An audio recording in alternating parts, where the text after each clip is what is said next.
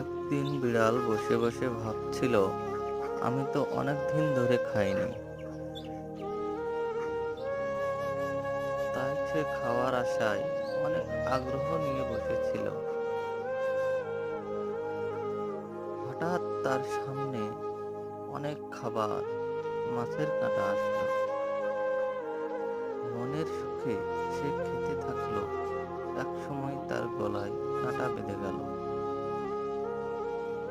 আসলে বিড়ালটি এই ভেবে খাচ্ছিল যে অন্য বিড়াল হয়তো তার খাবার খেয়ে নেবে।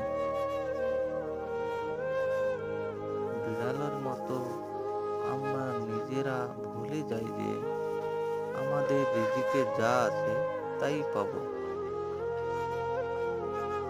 এজন্য অতিরিক্ত চাওয়া বা খাওয়া পরিহার করতে হবে।